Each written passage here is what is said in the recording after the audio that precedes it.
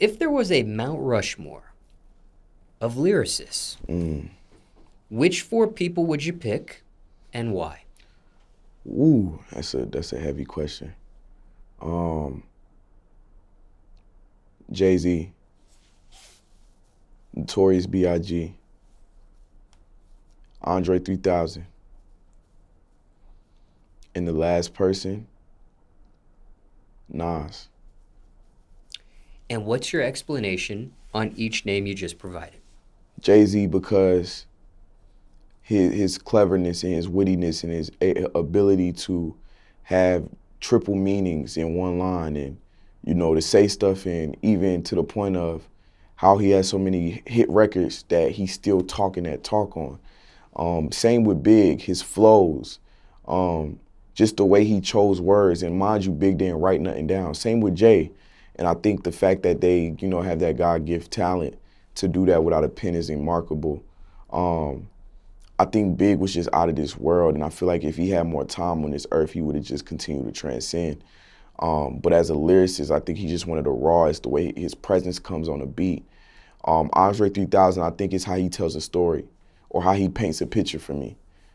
He might not be the most lyrical person in the world, but to me, he's one of my favorites because of how he paints pictures and how he writes, and how from line one, you're captivated when Andre says something all the way to the end of the verse.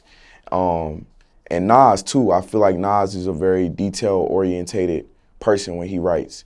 And I love how, he could, like, even there's a line where he's like, I rose, wiped the blunt ash from my clothes.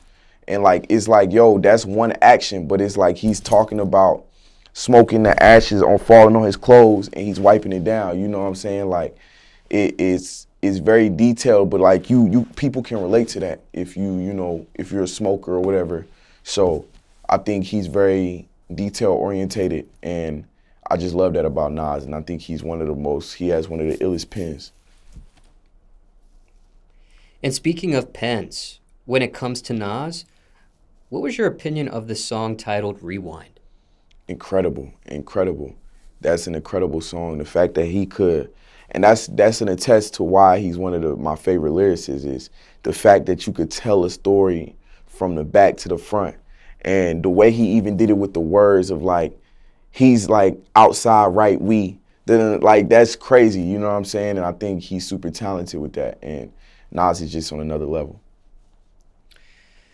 When it comes to lyrics, if that wasn't one of the greatest feats in songwriting, what do you think has been?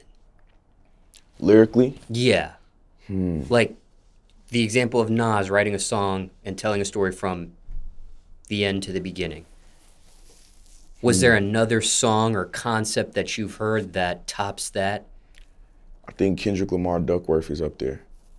Just how he because the story is real, but he's telling the story about, I think it was just dope for him to tell the story about his father and Top having that encounter before, he really actually met Kendrick, and how full circle that is. And to get that off and tell that story that way, I think is just incredible. There's a lot of Kendrick songs I think that he does that really well on, honestly. Any other song feats just in your recollection of rap that? I Got a Story to Tell by Notorious B.I.G. There's a few on Life After Death. I feel like he told, you're nobody till somebody kills you. It's an incredible, just how he pieced those together.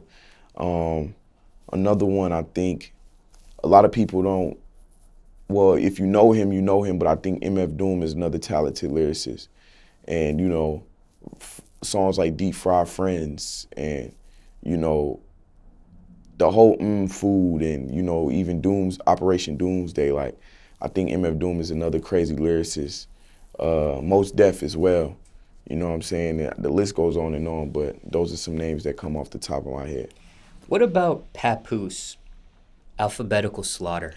Oh yeah, I've heard Alphabetical Slaughter. I think that's a dope record. I'm not gonna sit here and poise like I listen to it often, but I've heard it, and I'm like, okay, this is dope, how he pieced these together. He also has a sequel to that as well, a part 2. But just curious on your your rap lyric mind there. For transparency, these 4 names you provided, though, however, for transparency, once again, did you know any of these people personally? The only person I know, not personally, like, oh, we talk all the time, but I know Jay. You know what I'm saying? And Jay is obviously because I'm signed to his label and I've spoken to him, but, you know, that's the only person I know personally. And just curious there, when you speak to him for the very first time, was that before the deal or after it? I met him when I was with Rhapsody in New York when I was 18, when I went to the office with her. But then we spoke again when I signed my deal. And I was just giving him a thank you, and I'm excited to be a part of the team and I'm ready to work. And when you meet Jay-Z for that very first time, did you know he was going to be in the office when you were there with Rhapsody? No, he had just did the second B-sides the night before, and I knew he was in town. But we went up to the office, and it was like, oh, do y'all know Jay's going to be here? He's like, nah.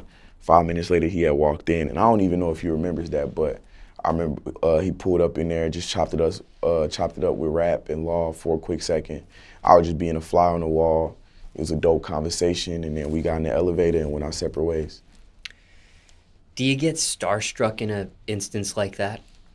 I was like, oh, snap, but nah, I think I was very well trained by Knife and everybody that all these people are human.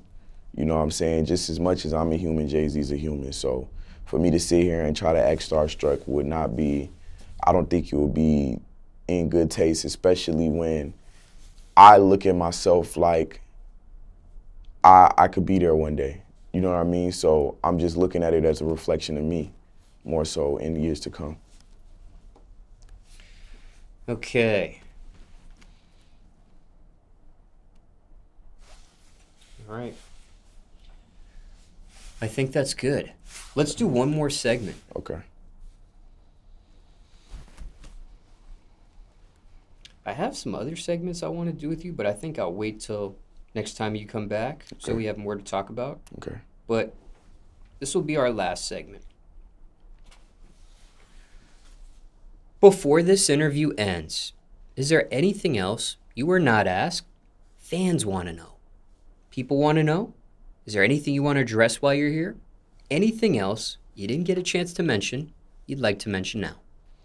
I would just say, Love is War, January 27th. More music is on the way. Shout out to my crew, Third World. Rock Nation is in the building. Jamla is the squad. Yeah, we coming, and, you know, get familiar. Any loose ends you want to tie from this interview with the previous topics you were asked? Anything unspoken you want to speak on? Anything that needs further clarification from what was said in this interview?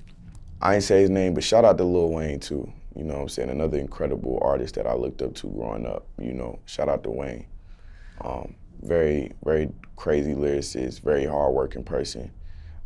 Story is sort of similar because he came in the game very young, 13, and, you know, took the game by storm once he turned in his late 20s and took Cash Money under his arm. So shout out to Wayne, man. I think, you know, he deserves his flowers more. Any final words? Third World, Love is War, on the way.